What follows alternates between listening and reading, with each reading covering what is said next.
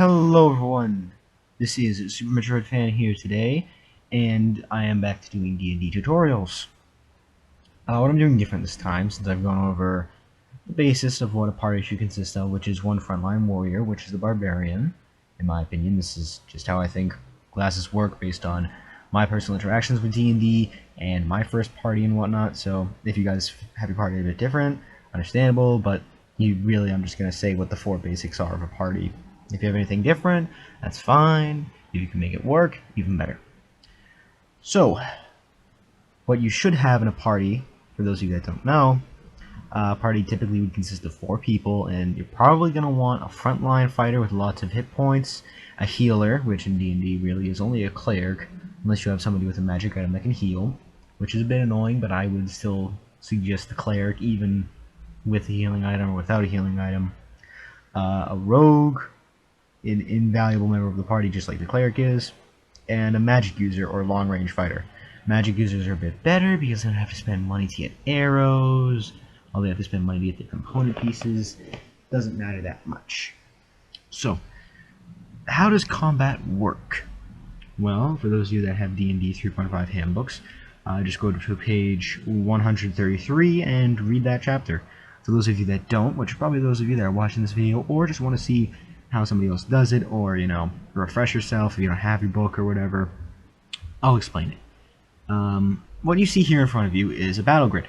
This is basically, what you see here is the battleground that you would fight upon, and on the edge here, this is made by Chessex. They don't make these anymore. This mat right here.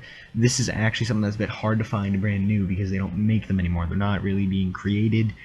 I think with version 5 of D&D coming out, they might be making their own mats, but these Chessex ones are amazing because you just take wet erase markers and you can draw whatever you want on the mat. You can change it up however it may be, but the basic of every battle mat is that it has these little squares that I believe are 1 cubic inch in total in size. Let me check here. Yeah. No, where does it say? It says them right on that. Yeah, 1 inch squares and hexes. This is a double-sided mat that I own. See, you have 1 inch hexes or 1 inch.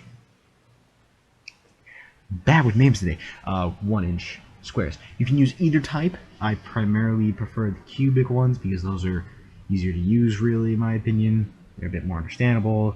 The game's kind of made to be used with them, to be honest. So, this is your battle grid. This one you're looking at here, how many is it? I'm trying to remember. I think it's like roughly a 30 by 45 in size, maybe smaller. I don't remember the size of it because this is enough to get the job done. There are really big ones you can get if you're like a DM that prefers to do army style fights where you got big huge bands of players and NPCs that fight. But this is good enough for what I do, so it works.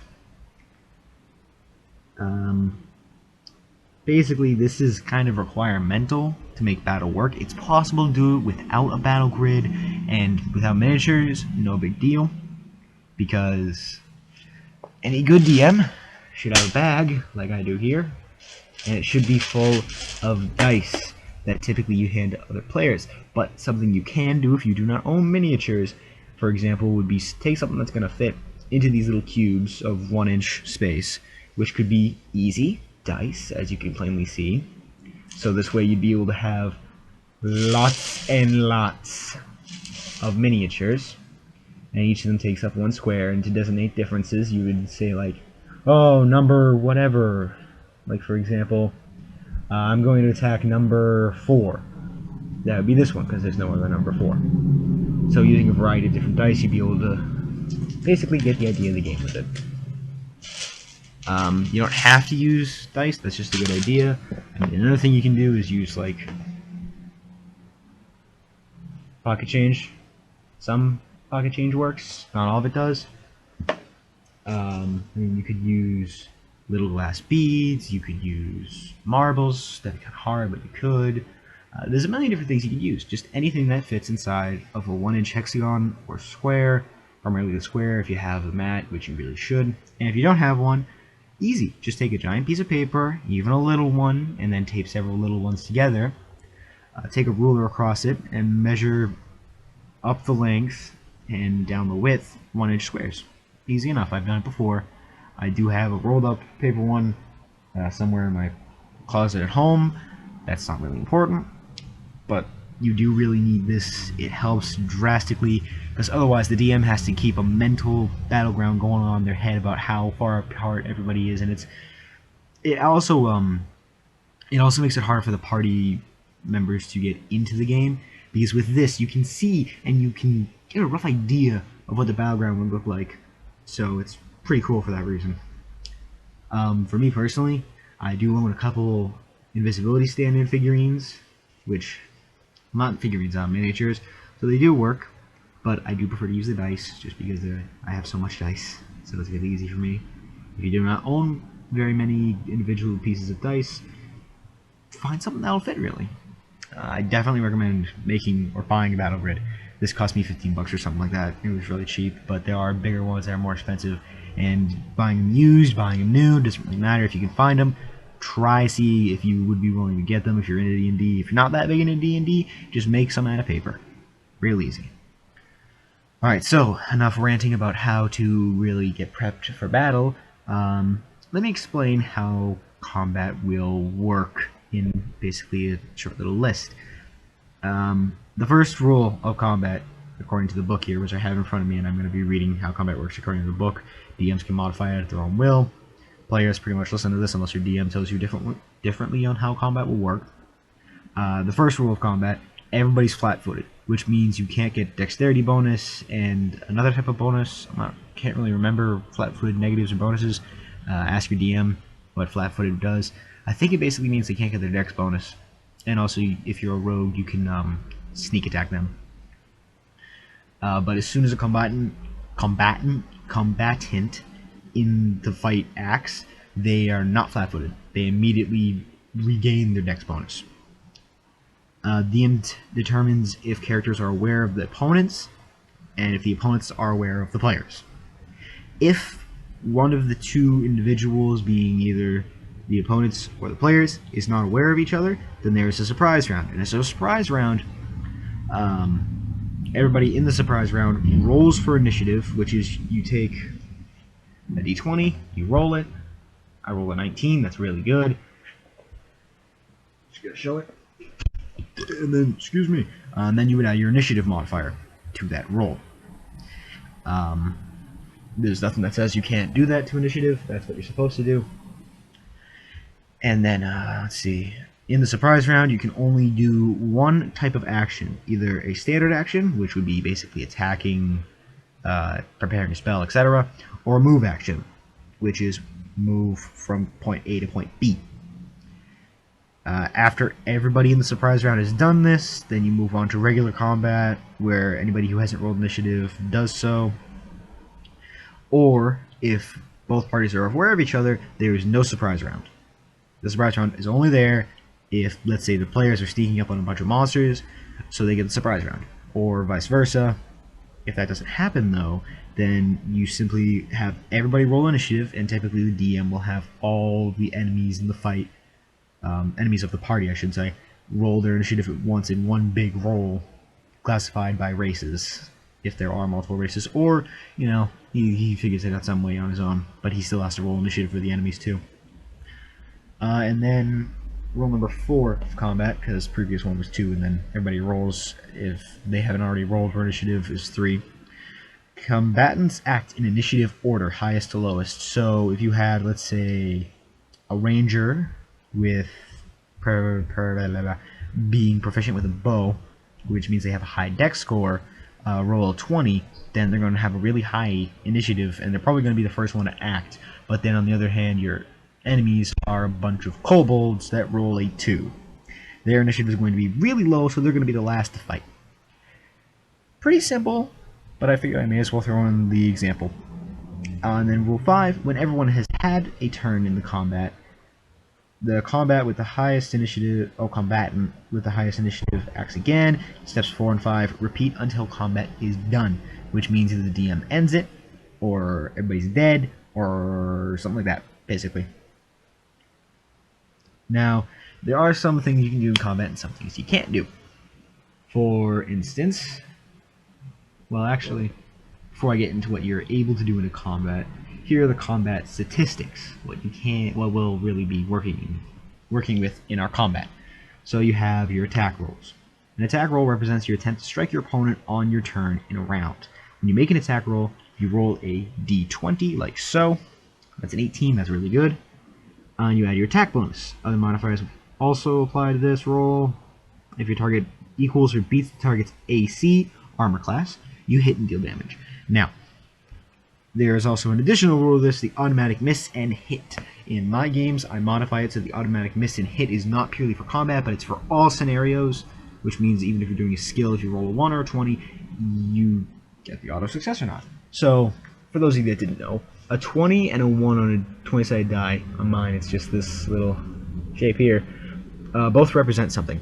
A 20 being the highest possibility, I rolled a 2. My dice really does not like to give me a 1, to be honest. But if you roll the highest possibility, 7, okay, so it's not going to do it for me. But let's say if I were in combat and I rolled a 20. That 20 is an automatic hit to the opponent, and I get to roll to confirm a critical hit.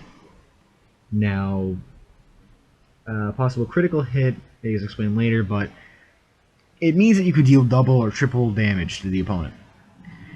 It's really good when you get a crit and you really need it in fight. However, on the reverse side, if I go and I roll a 1, wow, dice actually helped me there to show it, I automatically miss.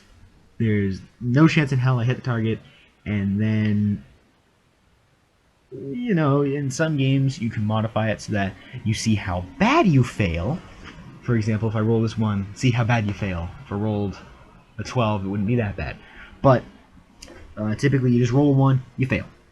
In our games, we have a rule where if you roll a 20, and then you roll another 20 to confirm a crit, and you roll a third 20, you sorry about that. You immediately kill whatever you're attacking. Like, it just dies from, you got 3 20s in a row. That's beyond lucky. However, on the reverse hand, we have an additional rule where if you roll a 1, and then a 1, and another 1, in that exact order, you kill yourself by some ridiculous means. And James, for those of you that have seen him in videos, back when he played D&D, because he doesn't play anymore, his choice, when they were fighting their final boss, everybody that was in the party and him, he went to concentrate, because he was threatened, which is something I'm going to explain later, by the boss. He rolls a 1, and a 1 again, and he doesn't roll a third one. So,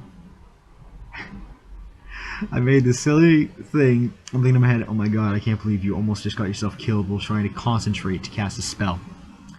So I made the joke he was trying to concentrate and manipulate the energies. However, he was so focused on being able to dodge anything that would come at him that his concentration was completely off, and he was concentrating far too hard, and he crapped himself. And lost spells for the day because of it. And then later on in the fight, he threw his poop-filled pants at the boss. That was probably the best moment I ever had as a DM. Honestly, this is a legit story. I thought of this on the spot. I didn't even plan for anything like that to happen. I wasn't thinking, whoever F's up this bad deserves something stupid to happen. No, this just happened. So, getting off subject. Now, after you do an attack roll to hit, there are attack bonuses. The way an attack bonus works is it's what you add to the roll you get with the d20 for the attack roll. When using a melee weapon, it is your base attack bonus plus your strength modifier plus your size modifier, which I'm going to explain in just a little bit. With a ranged weapon, your attack bonus is base attack bonus, dexterity modifier, size modifier, and add a range penalty if there is one. Now, strength modifier is pretty obvious. It also is going to be applied to the damage you deal, and depending on what kind of weapon you're using, will change that. Dexterity modifier, blah blah blah. It's pretty simple, obviously. I mean, these are the modifiers on your scores, if you're confused. So on your strength scores modifier, So if you have a 10 strength, you get a 0 bonus with your base attack bonus, and if you're medium sized, like a lot of people in combat are, you don't get another bonus, so you only get your base attack bonus out of it. The size modifier actually has a little table. The way it works for somebody who is medium, hang on here 1 second, blah blah blah. Okay, so as you get bigger, you get a negative to your size modifier, but when you're smaller, you get more of a bonus. So medium, which is most human and other classes that you can play as, you get no bonus to size modifier, so you ignore that basically for that attack bonus. But if you're large, you take a -1. If you're huge, you take a -2. Gargantuan, -4. Colossal, -8. And then if you're becoming smaller, if you're small, you get a +1. If you're tiny, you get a +2. If you're diminutive, you get a +4. And if you're fine, you get a +8. Now, to make this easy, this square right here that I'm circling, this is the size of a medium character. These 4 squares, however, is the size of a large character. This, wait, was that a large? No. Yeah, this right here is the size of a huge, and then this is the size of a gargantuan, I think. Yeah. So gargantuan is a actual bigger square, and then colossal, I believe, is 4 by 4 or something huge like that. That big. Yeah. And then it kind of just like one square gets further and further and further broken down until you're literally just this little intersection right there is a fine creature, which you really, a player shouldn't be a fine creature at all. There's like no way. Now, ranged penalties. For a ranged weapon, depends on the weapon and the distance to the target. All ranged weapons have a range increment, such as 10 feet for a thrown dart or 100 feet for a longbow. Any attack from a distance of less than 1 range increment is not penalized for damage. So an arrow from a short bow with 60 feet range can strike at enemies up to 59 feet away with no penalty. However, each full range increment causes a cumulative -2 penalty in the attack roll. So if you're going to fire that short bow at a target that's 200 feet away, you take a -6 on the attack roll, because 200 feet is at least 3 range increments, but not 4. So basically, if a longbow can shoot 100 feet, and you aim at a target that is 500 feet away, you take 5 penalties. If you aim at 400, you take 4, etc. Basically the way that's worked is if you use the weapon at maximum distance, you immediately take 1 penalty. However, using it 1.5 max distance will only apply 1 penalty still. So for every full amount of range that the weapon has, for example the dart, I'm here, so I'm going to throw it 59 feet, or not even 59 feet, you throw it like 9 feet. If the target's here, where this d6 is, so if I'm aiming to hit the target here with 1 space between us, no penalty. But if the target's here, I take 1 penalty. So I take 1 -2 to that attack. Now damage. When you actually hit an opponent, you deal damage. Type of weapon used determines the amount of damage you deal. Effects that modify weapon damage apply to unarmed strikes and the natural physical attack forms of creatures. Damage reduces the target's current hit points. Obvious. Minimum damage. If penalties reduce the damage results to less than 1, a hit still deals 1 point of damage.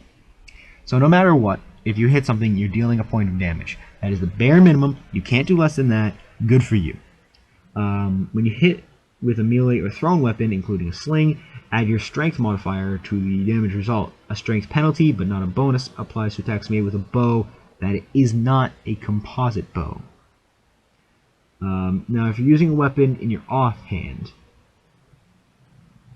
for example, if I'm using my right and my left, because I'm a righty, hand deals only 1/2 of my strength bonus. If I'm wielding a weapon two-handed, however, which means both hands are on the weapon and I'm swinging it, like for example, a great axe or a great sword, or a two-handed bastard sword, you deal damage with a weapon that you're wielding two-handed and add 1.5 times your strength bonus. So if I have a 4 strength bonus, I'm dealing 6 guaranteed damage from swinging the sword. However, you don't get this higher strength bonus when you're using a light weapon with 2 hands. So if I was using, a longsword with 2 hands, no bonus. Oh no, more of an example of using, actually, I can't think of a light weapon right now. Oh, a short spear, I think, counts as one. Sometimes you multiply damage by some factor, such as on a crit roll. Roll the damage with all modifiers multiple times and total the results. Note when you multiply damage more than once, each multiplier works off the original unmultiplied damage. So, example, I'm a barbarian, I swing my greatsword, I hit the opponent by rolling a natural 20, I confirm the critical hit, which again I'll explain confirming criticals later, and then after I've confirmed the crit, I roll 2d6s and I add my 6 strength modifier, going off of the build that we made. And then, well, really, it's 6 guaranteed damage, 2d6 rolled, so I'll even do it right now to give you an example. 2 plus 1 as a result of 3, so 3 plus 6 is 9. Multiply that by 2 because I confirmed the crit. That's 18 damage. There's an example for you. Alright. Ability damage. Certain creatures and magical effects can cause temporary ability damage, a reduction to an ability score. The DM guide has details on ability damage. I'm going to let you all know, if any of your scores go to 0, you become incapacitated or you die. I'm not joking, that's a thing. Be very careful if you ever get affected by ability damage. It is a very, very important thing to keep watch for. If it does happen, you want to get rid of it immediately because it is deadly and also very, very annoying because it reduces your scores. It is one of the most annoying effects a player could probably encounter besides Wail of the Banshee, which is a very high level spell that insta-kills you. Yeah, I'm not joking about that. It legitimately just can kill almost any player that can listen to stuff. So you can't say you're deaf just so you don't get Wail of the Banshee, because that's a bad idea. Your armor class represents how hard it is for opponents to land a solid damaging blow on you. It's the attack roll resulted that an opponent needs to achieve to hit you. The average unarmored peasant has an AC of 10. Your AC is equivalent to the following. AC I have kind of gone over a little bit in a way, but I'll explain it again. 10 plus any armor that you're wearing and its bonus provided, plus if you have a shield and the bonus while it's equipped provided, plus your dexterity modifier, and plus a size modifier. So basically, good example, smaller creatures take less hit dice, but they are very hard to hit because they have a high AC. And the reverse is true for bigger creatures. The bigger you are, the easier you are to hit, but the more hit points you'll have. So the bigger they are, the harder they fall. The armor and shield each provide a bonus to your AC. The bonus represents their ability to protect you from blows.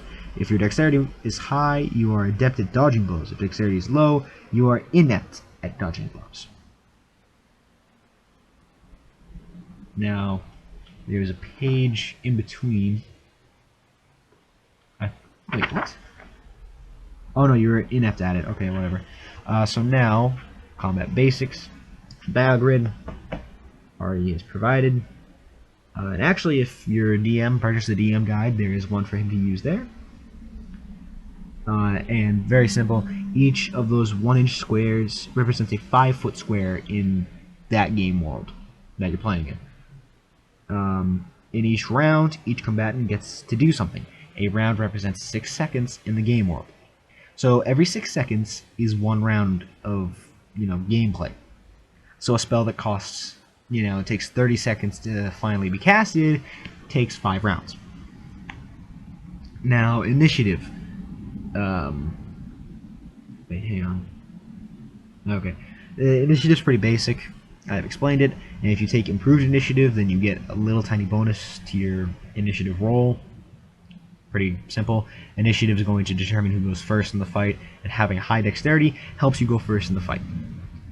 Every round on your character's turn, you may take a standard action and a move action, in either order, 2 move actions, or 1 full round action. So you can either swing your sword and run, or go really far by running, Or if you're high enough level, you can stand and swing twice or whatever, depending on stuff.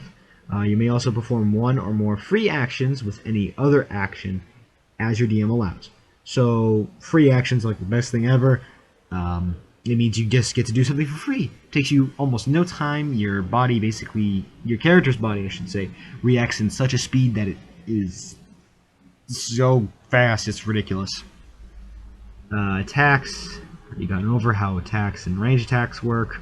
1d20 plus base attack bonus, plus strength for melee, plus dexterity rate for ranged modifiers, and a size modifier. And if you're doing a ranged attack, you do a range penalty. Damage, explained it. Armor class, explained it. Hit points. Hit points are pretty obvious. If you go to 0, you become unconscious. If you go to... actually, that's going to be explained. Spells. In most cases, you can move your speed and cast a spell in the same round. A move action and a standard action. Casting a spell provokes attacks of opportunity from opponents that threaten you. Attacks of opportunity, you'll explain later. Saving throws. Okay, so a saving throw, if you guys remember the Fortitude, Reflex, and Will saves, when you get subject to an unusual or magical attack, you generally get a saving throw to negate or reduce its effect. To succeed on a saving throw, you need a result equal to or higher than its difficulty class. So, I've already explained saving throws before in tutorials. We'll go over those in a bit. Movement. Each character has a speed measured in feet. You can move that distance as a move action. You can take a move action before or after a standard action on your turn in a round. You can instead forego a standard action and take 2 move actions in a round, which lets you move double your speed. Or you can run, which lets you move quadruple your speed, but takes all of your actions for the round. I literally said run earlier. I'm realizing that you guys are probably bored, so here we go. I'm going to move a little bit, if you'll allow me. Alright. So now, attacks of opportunity here. This is, if you guys want to know in the book, I am on Combat, Chapter 8, page 135. During combat, you threaten all squares adjacent to yours, even when it's not your turn. An opponent that takes certain actions well in a threatened square provokes an attack of opportunity from you. An attack of opportunity is a free melee attack that does not use up any of your actions. Excuse me for moving the mic.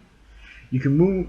Oh no, not you can move. You can make one attack of opportunity, including moving, except as noted below, casting a spell, and attacking with a ranged weapon. If you provoke an attack of opportunity when you move out of a threatened square, except if you withdraw for an action, opponents don't get attacks of opportunity when you move from your initial square.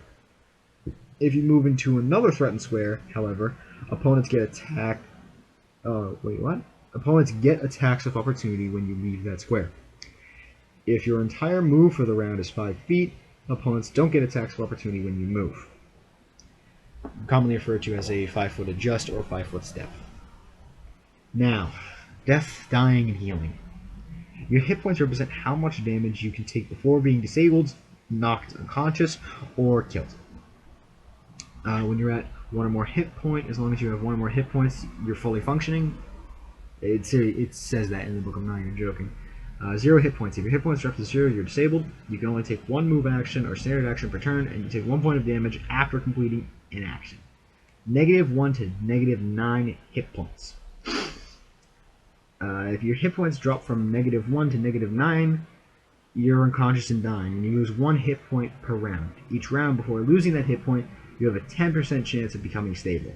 While stable, you're still unconscious. Each hour you have a 10% chance to gain consciousness, and if you don't, you lose a hit point instead. If your hit points fall to -10 or lower, you're dead. That's it. You're done, son. You're dead. You can stop a dying character's loss of hit points with a DC 15 heal check, or even 1 point of magical healing. If healing raises a character's hit points to 1 or more, the character resumes acting as normal. Although they're probably going to be scarred for life because they just almost died. Oh, this is more on AC. I'll explain it. That's why you play your Dex mod to your AC. This is going on what I said before. No, your armor limits your Dex bonus. I explained that. Sometimes you can use your Dex bonus if you have one. If you can't react to a blow, use your Dexterity bonus to AC. Whatever. Size modifier. Yeah, I already explained that actually. That's fine enough. other modifiers. Many other modifiers affect your AC enchantment bonuses. Enchantment effects make your armor better. +1 chainmail, +2 heavy shield, etc. Deflection bonus. Magical deflection effects ward off attacks and improve your AC. Natural armor. Natural armor improves your AC. Members of the common races don't have natural armor, which usually consists of scales, fur, or layers of huge muscles. It says it there. Dodge bonus is some other AC bonuses represent actively avoiding blows, such as the dwarf's AC bonus against giants, or the AC bonus for fighting defensively. These bonuses are called dodge bonuses. Any situation that denies you your dex bonus also denies your dodge bonus. Wearing armor, however, does not limit these bonuses the way it limits dex bonus to AC. Unlike most sorts of bonuses, dodge bonuses stack with each other. A dwarf's +4 dodge bonus against giants and his +2 dodge bonus for fighting defensively give him a +6 bonus. Some attacks disregard armor, including shields and natural armor. For example, a wizard's touch with a shocking grasp spell hurts you regardless of what armor you're wearing or how thick your skin happens to be. In these cases, the attacker makes a touch attack roll, either ranged or melee, when you're the target of a touch attack.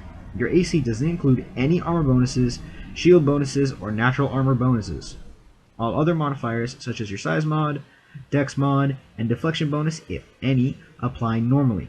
For example, if a sorcerer tries to touch Tordek with a shocking grasp spell, he gets his +1 dex bonus, but not his +4 armor bonus for his scale mail, or his +2 shield bonus for his heavy wooden shield. His AC is only 11 against his head attack.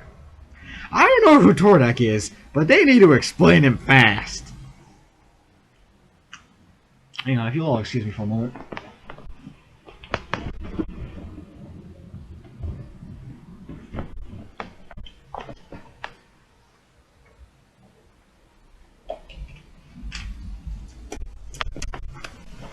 Sorry about that. I needed to get a drink of water. Okay. Speed. Your speed tells you how far you can move around and still do something, such as attack or cast a spell. Your speed depends mostly on your race and on what armor you're wearing. Dwarfs, gnomes, halflings have a speed of 20 feet, which is 4 squares, or 15 feet, 3 squares, or wearing medium or heavy armor, except dwarves, who are completely fine with wearing any armor because it's like second skin for them. Humans, elves, half-elves, and half-orcs get 30-foot speed, or 20 foot in medium or heavy armor. Yeah, that's pretty much it. What else?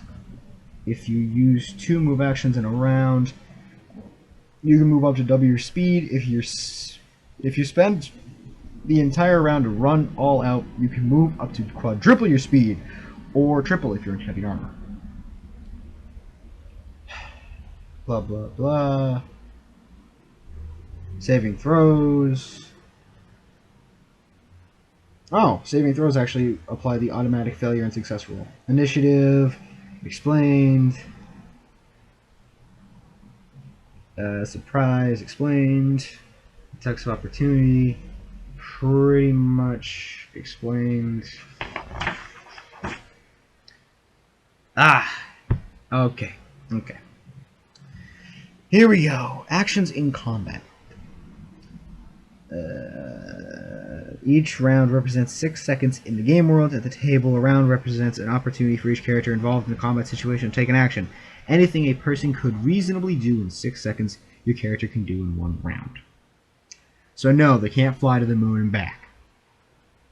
Each round's activity begins with the character with the highest initiative result and then proceeds in order from there. Each round of a combat uses the same initiative order. When a character's turn comes up in the initiative sequence, that character performs his entire round's worth of actions. For exceptions, look at the attack of opportunities. For almost all purposes, there is no relevance to the end of a round or the beginning of a round. The term round works like the word month. A month can mean either a calendar month or a span of time from a day in one month to the same day the next month. In the same way, a round can be a segment of game time starting with the first character to act and ending with the last, but it usually means a span of time from one round to the same initiative count in the next round. Effects that last a certain number of rounds end just before the same initiative count that they began on.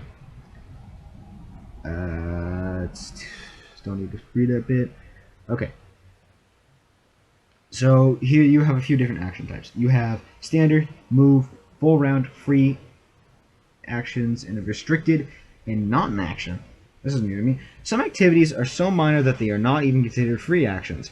They literally don't take any time at all to do and are considered an inherent part of doing something. For instance, using a magic device skill while trying to activate a device is not an action. It is part of the standard action to activate a magic item.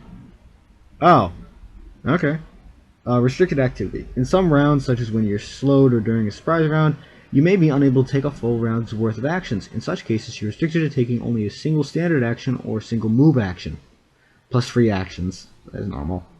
You can't take a full round action till you can start or complete a full round action by using a standard action, see below. Alright, so a standard action allows you to do something. It literally says, a standard action allows you to do something. The most common type of standard action is an attack, a single melee or ranged one. Other common standard actions include casting a spell, concentrating to maintain an active spell, activating a magic item, and using a special ability. And that's pretty much it. Move action. Move. That's it. You get to move at your speed, or perform an action that takes a similar amount of time. That's pretty much it. So like reloading, for example, you could do as your move action. A forward action consumes all your efforts during a round. The only movement you can take during a full round action is a 5-foot step before, during, or after the action. You can also perform free actions, see below, as your DM allows. The most common type of full round action is a full attack, which allows you to make multiple melee or ranged attacks in a single round. Some full round actions do not allow you to take a 5-foot step. Some full round actions can be taken as a standard action, but only in situations when you are limited to performing only a standard action during your round, during surprise. The descriptions of specific actions below detail which actions allow this option. And now we're going to talk about free actions. Free actions consume a very small amount of time and effort, and over the span of the round, their impact is so minor that they are considered free. You can perform one or more free actions while taking another action normally. However, the DM puts reasonable limits on what you can really do for free. For instance, calling out to your friends for help, dropping an object, and ceasing to concentrate on a spell are all free actions.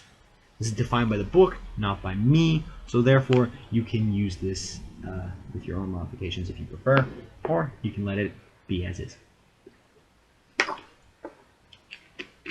I need to start drinking more water. Really, I do. Standard actions include attacks, which I've gone over so much is boring. Multiple attacks, shooting or throwing into a melee, fighting defensively, casting a spell. That's pretty much that. Okay, so now critical hits. When you make an attack roll and get a natural 20, the d20 shows 20, you hit regardless of your target's armor class. You will hit. You have no way that you can miss because you got super lucky and rolled the best you could. One little thing to note is that if you're using a weapon that has an increased critical hit range, which would be a 19 to 20 crit range or an 18 to 20 crit range, which is insane, if you roll anything in that range, you also can roll a confirmed critical, but you will not get your free hit. I'm going to go back to what I was saying here. And you have scored a threat. The hit might be a crit hit, or crit. To find out if it's a critical hit, you immediately make a critical roll, another attack roll with all the same modifiers as the attack roll you just made. If the critical roll results in a hit against the target's AC, basically you re-roll to see if you hit, your original hit is a critical hit. If the critical hit roll is a miss, then your hit is just a regular hit. Blah, blah, blah. Oh, perfect. Increased threat range. Sometimes your threat range is greater than 20. That is, you can score a threat on a lower number. Longswords, for instance, give you a threat on a normal attack roll of 19 or 20. In such cases, a roll of 20 or lower is not an automatic hit. Any roll that doesn't result in a hit is not a threat. Some weapons, such as battle axes and arrows, deal better than double damage on a critical hit. In the critical hit section of weapon qualities. Oh, let's just tell me where to look for it. A spell that requires an attack roll, such as Shocking Grasp or Melf's Acid Arrow, can score a crit. A spell attack that requires no attack roll, such as Lightning Bolt, cannot crit. So, that's pretty much it. There is a table here, noted in the book as Table 8.2, called Actions of Combat. I'll quickly go over it because it is not that long, really. For standard actions, you can take an attack, melee, ranged, or unarmed, but using a ranged or unarmed attack will provoke you an attack of opportunity, which means you could get hit against if you do that. Activate a magic item other than a potion or oil, you will not take an opportunity. If you aid somebody else, which is a type of action I'll be explaining, you may provoke it. If you bull rush, you will. If you cast a spell, one standard action casting time, you will. Concentrate to maintain an active spell, you will not. Dismiss a spell or draw a hidden weapon, you will not. Drink a potion or apply an oil, you will. Escape a grapple, you won't. Faint, you won't. Light a torch with a tinder wig, you will. Lower spell resistance, you won't. Make a dying friend stable, you will. Overrun, you won't. Read a scroll, you will. Ready triggers a standard action, you won't. Sunder a weapon, sunder an object. Oh no, readying you will not, but if you sunder a weapon, you will. And if you sunder an object, you might. If you total defense, you won't. If you turn a rebuke undead, you won't. Use extraordinary ability, you won't. Use skill that takes one action, you pretty much will. It says usually right there. Use spell-like ability, you will. Use supernatural ability, you won't. And then for move actions, move. Control a frightened mount. Both of these will provoke. Draw or redirect an active spell. Draw a weapon. Open or close a door. Mount a horse or dismount. Ready or lose a shield, you will not. However, load a hand crossbow or light crossbow. Move a heavy object. Pick up an item. Sheath a weapon. Stand up from prone. And retrieve a stored item, will.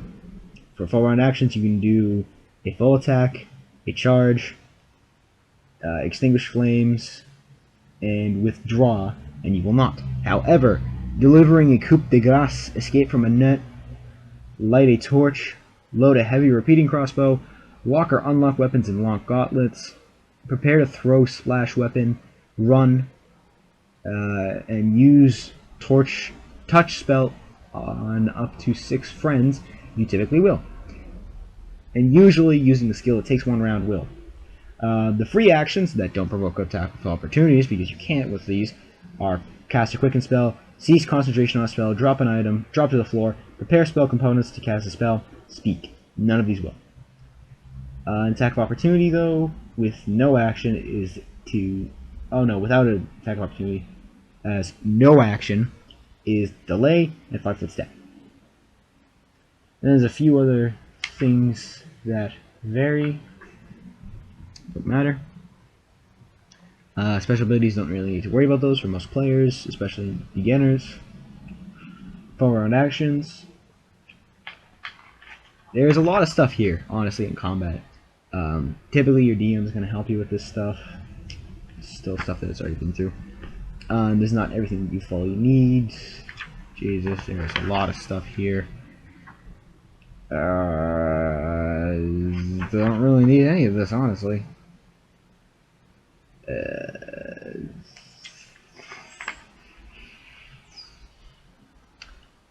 This you may need. Table 8.5 attack roll modifier. If the attacker is dazzled, they take a -1 to melee in range. If they're entangled, take a -2 to melee in range. They also take a -4 to penalty to dexterity, which may affect their roll in the first place. If you are flanking, you get a +2 to your melee attacks. If you're invisible, you get a +2 to your melee and your ranged. And also the defender loses any dex bonus to AC. This bonus doesn't apply if the target is blinded. If you're on higher ground, you get a +1 bonus to melee, but no bonus to ranged. It's just +0, so I guess something can affect that. If you're prone, you take a -2. Wait, no. If you're prone, you take a -4. And range, you don't do anything. If you're shaken or frightened, or if the attacker is, you take a -2 to melee and ranged. If the attacker is squeezing through a space, they take a -4 to melee and ranged. Now, if the defender is behind cover, you get a +4 to your AC. Now, I'm going to read table 8.6 armor class modifiers, by the way, I forgot to say that. If you're behind cover, you get +4 to melee and ranged AC. If you're blinded, you take a -2 to melee and ranged. You also lose any dex bonus. If you are concealed or invisible, gotta go look that up. If you're cowering, you take a -2 to melee and ranged. If you're entangled, you get no bonus. An entangled creature takes a -4 penalty to dexterity. Excuse me. If you're flat-footed, you don't have any dex bonus, and you get no bonus. If you're grappling, but the attacker is not, for melee and ranged, you lose any dex bonus to AC, but if it's for ranged, we'll randomly see which grappling combatant you strike. The defender loses any dex bonus to AC. If you're helpless, you take a -4 to melee, and no bonus to ranged, and you treat the defender's dexterity as 0, with a 5 modifier. Rogues can sneak attack helpless or pinned defenders. If kneeling or sitting, -2 to melee, +2 to ranged. If pinned, -4 to melee, +0 to ranged. If you're prone, -4 to melee, +4 to ranged. If you're squeezing through a space, -4 to melee and ranged. If stunned, -2 to melee and ranged. Remember, that's the player's or target's armor class. Whoever's defending. Oh boy, concealment. Concealment is something I don't really want to go over because this is a 46-minute video on combat. That's how long combat is, my friend. I'm serious. Like, this is the long part of D&D. Okay. So, there's, again, still a lot I have to cover. This might be a 2-part video. It might be 1 part. I'm going to see how I feel when I'm editing it. I'm just going to make sure that I'm pretty much... Okay, I'm pretty much finished here. Good. So there are some special attacks you can do in combat. Ugh. Man, I really got to drink more water. Okay, so special attacks. Now, this section covers grappling, throwing splash weapons such like acid or holy water, attacking objects like trying to beat the crap out of a locked chest, turning or rebuking undead, clerics and paladins only, by the way, and an assortment of other special attacks. I will note, to turn or rebuke undead, you can also use magic items in some cases, but not always. Okay, so the special attacks. Now, some DMs can treat this differently than others, but I personally treat it as everybody can do these, because some of these, when you think about it, are something you should be able to either figure out in your own competence or kind of are just kind of little human qualities that you have to you, or just default survival instincts. The first example of a special attack is to aid another. This one is something that you would think you would have ineptly in your personal ability as a intelligent being. Grant an ally a +2 bonus on attacks or to their armor class. Another attack is Bull Rush. Push an opponent back 5 feet or more. Bull Rush actually should be something that most frontline fighters should know, but maybe a wizard or sorcerer might not. I mean, it makes sense if they would know it. If they didn't know it, makes sense too. Charge. Move up to twice your speed and attack with a +2 bonus. Charge is something that you kind of should know, honestly. Rush and kill, really. Disarm. Knock a weapon from your opponent's hands. Something that could be thought of by anybody when you really think about it, but it's very hard. To feint an opponent, you can negate their bonus to... Oh, their dex bonus to AC. I wasn't reading right. Grappling. Wrestle with an opponent. Overrun. Blow past or over an opponent as you move, which literally means I'm going to cut through you and your square to get to what I want to do. To sunder, strike an opponent's weapon or shield, typically attempting to break it. Doesn't note that, I just added that little last bit. Throw a splash weapon.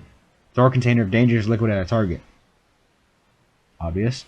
To trip an opponent. Obvious, again. Turn, rebuke undead.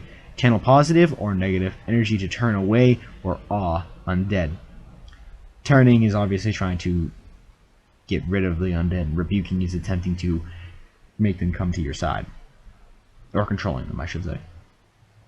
Two-weapon fighting, fight with a weapon in each hand. A little difficult to do. There are people that prefer to do that with their classes, but that's what it is.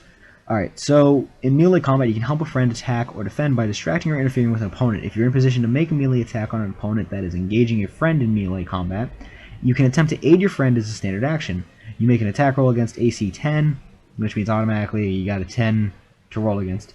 If you succeed, your friend gains either a +2 bonus on his next attack roll against that opponent, or a +2 bonus to AC against that opponent's next attack, your choice. As long as that attack comes before the beginning of your next turn, multiple characters can aid the same friend, and similar bonuses stack. You can use standard action to help a friend in other ways, such as when he is affected by a hypnotism spell or sleep spell. Or, buff their skill check. So aid and others is pretty obvious, but Bull Rush is a bit different. You can make a Bull Rush as a standard action, an attack, or as part of a charge. When you make a Bull Rush, you attempt to push an opponent straight back instead of damaging him. You can only Bull Rush an opponent who is one size category larger than you, the same size, or smaller.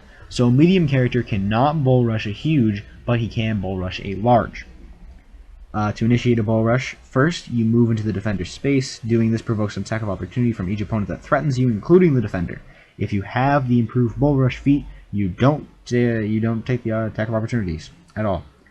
Any attack of opportunity made by anyone other than the defender against you during a Bull Rush has a 25% chance to accidentally... 25% chance of accidentally targeting the defender instead. And any attack of opportunity by anyone other than you against the defender, likewise 25% chance of accidentally targeting you. When someone makes an attack of opportunity, make the attack roll and then roll to see whether the attack went astray.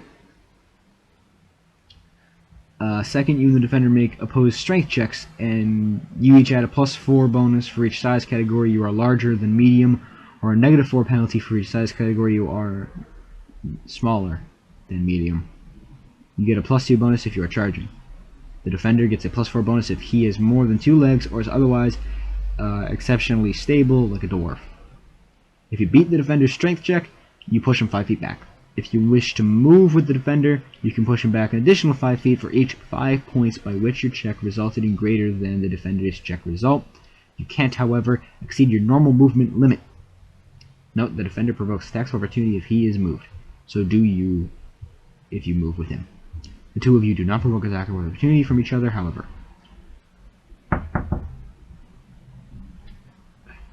If you fail to beat the defender's strength check result, you move 5 feet straight back to where you were before you moved into the space. If the space is occupied, you fall prone in that space. Pretty simple. Charge.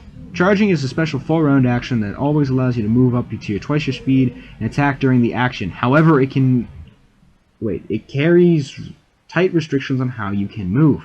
Movement during a charge, move before your attack, not after.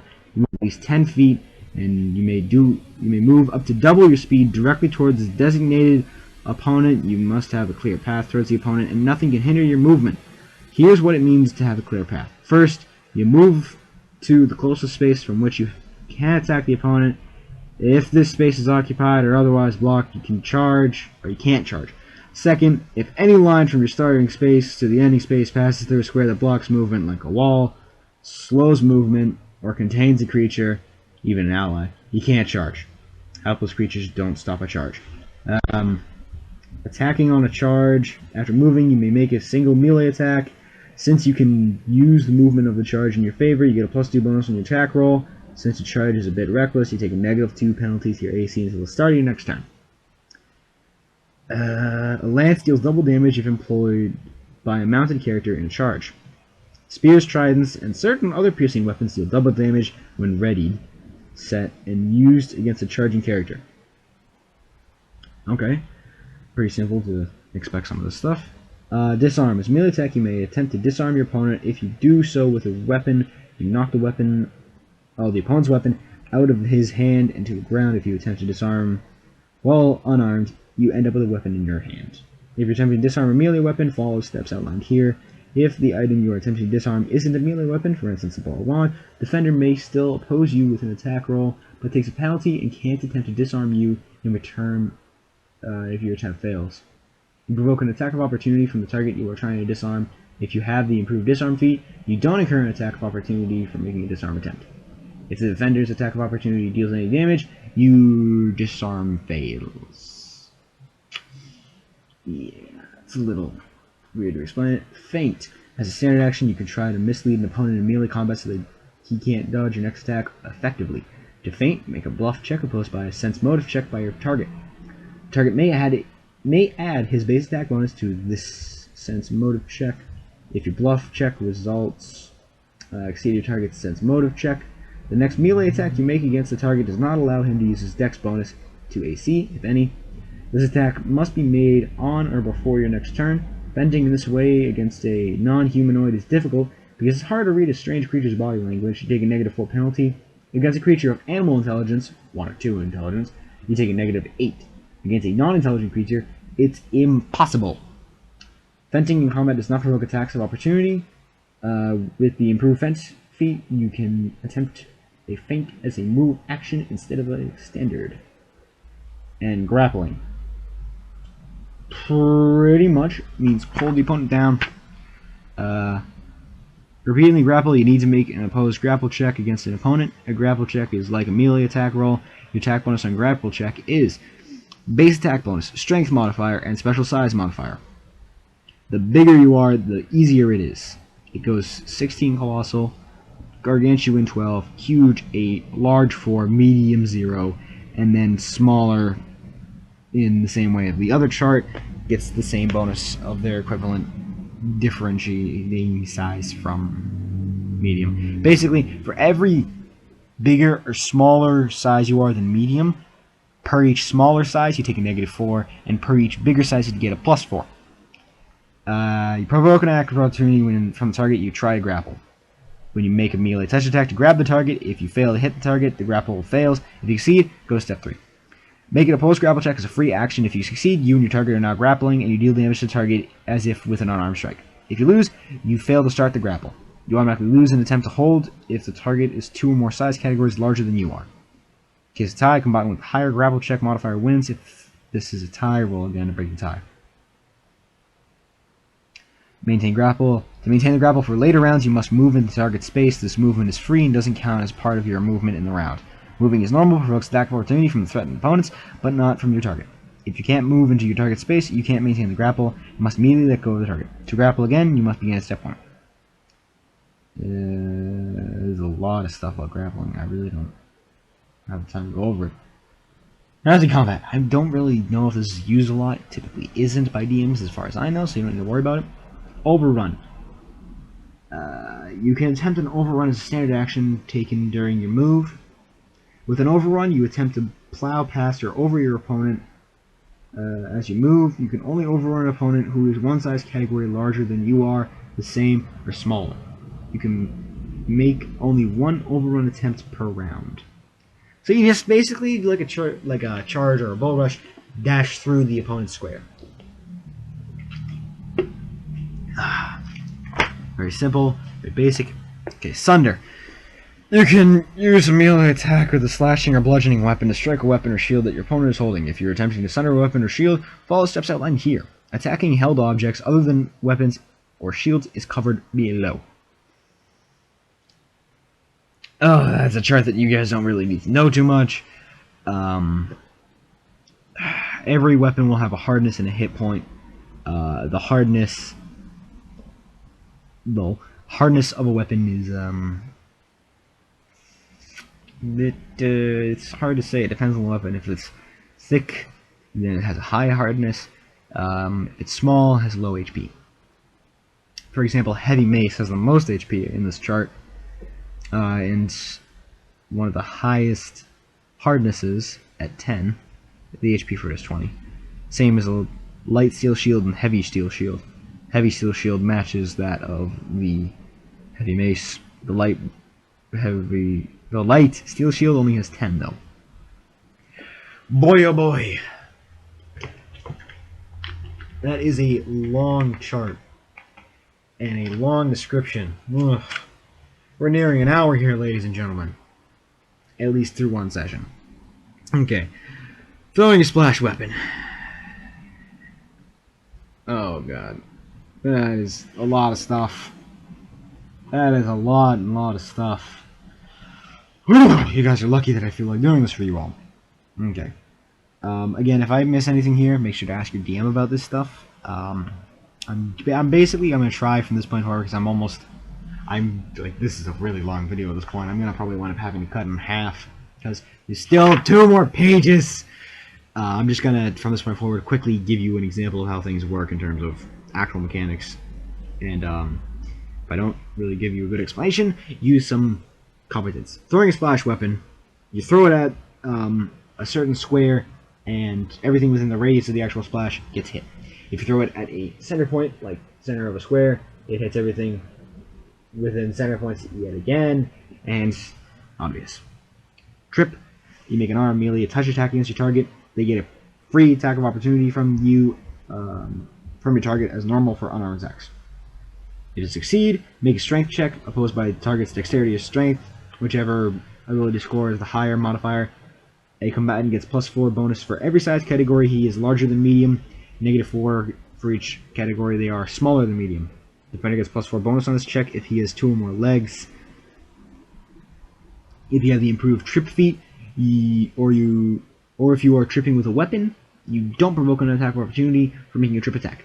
Example, a whip or a weapon with reach. Turn or rebuking undead. This is very long and very hard to explain.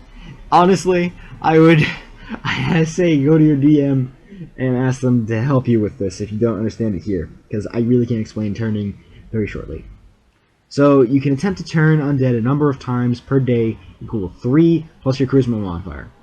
Now I'm gonna let you know, basically turning or rebuking undead is how good you are at getting rid of, destroying, making run away or scared of you, or controlling undead you are.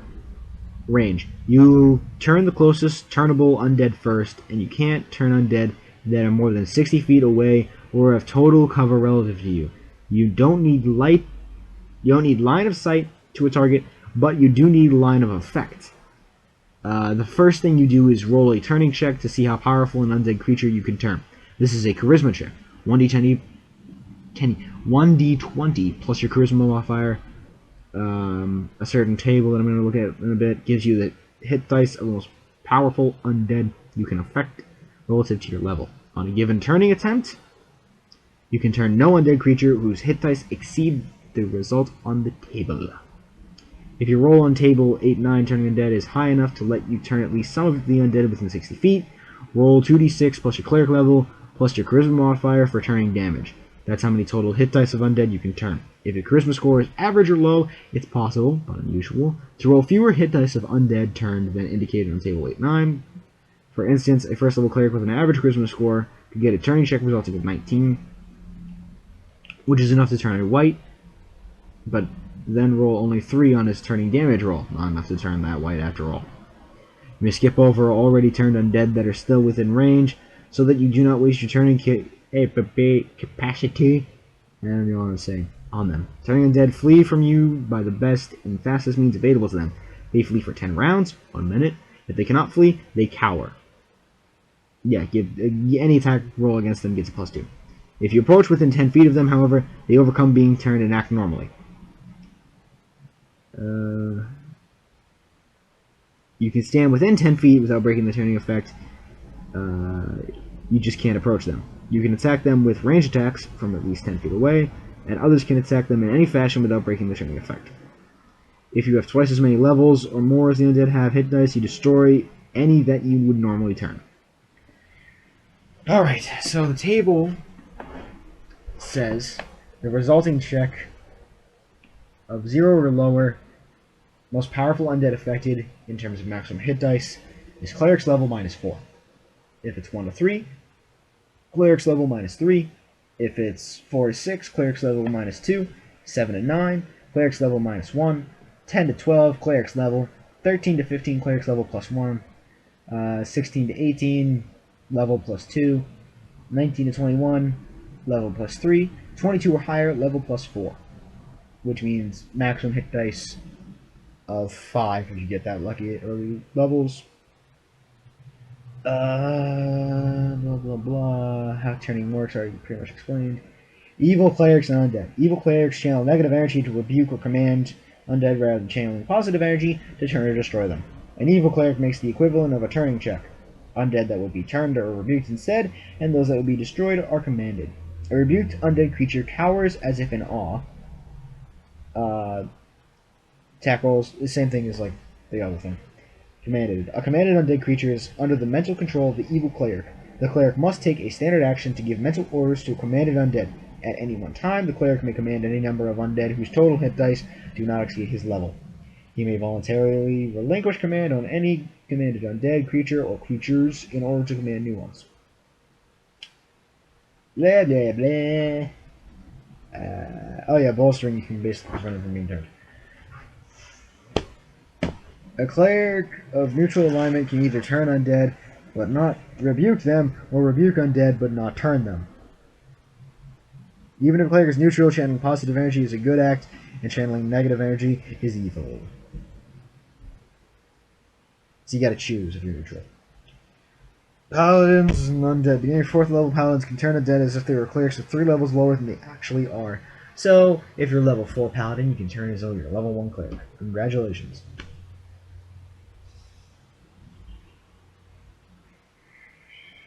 Don't need to explain that. 2-weapon fighting. Alright, I'm just gonna read the chart really.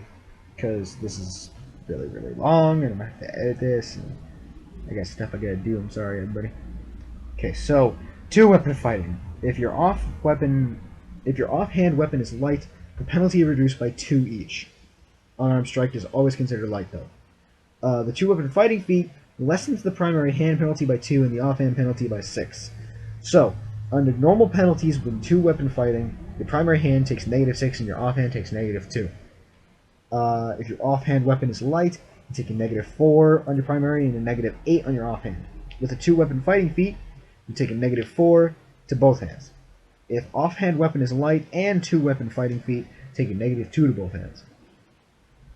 You can use a double weapon to make an extra attack with the offhand end of the weapon as if you were fighting with 2 weapons. The penalties apply as if the offhand end of the weapon were a light weapon. The same rules apply when you throw or fire a weapon from each hand. Treat a dart or shuriken as a light weapon and use them in this manner, and treat a bolus, javelin, net, or sling as a one-handed weapon. And then that's pretty much it. Yes, it is. Okay. So, oh my god, I forgot how much there was in combat. I haven't been DMing recently. I think that was the book universe. That's weird. But anyway, thank you all for watching. I have been Supermetroidfan, and this has been the roughly explaining D&D version 3.5. As you can see, it says right there. Mechanics of combat. This was done because a certain viewer had requested it, and also because I had been meaning to do this for a long time. I just never got around to it, because as you can see, it's very long and very ridiculous explanations of some stuff. And I kind of want to throw my book now, but I don't have the money to buy a new one. So, thank you all for watching. I'm your Metroidfan, as I just said. I'm repeating already. If you guys enjoyed the video or found it informative, leave a like. If you guys think there is something wrong with this video, then leave a dislike. Tell me why in the comment section below. Same thing if you like the video. Explain why down below if you feel like it. If you guys think you might want to be watching more content like this, feel free to subscribe to the channel so that way you don't miss any uploads. And if you guys really do enjoy videos, make sure to really let me know. Then I'll feel free to put more of them out for you guys because you requested it. So anyway, with that, I hope you all will have a wonderful day. I have been Supermetroidfan. This has been this. And yeah. That's going to be it for now. So, goodbye!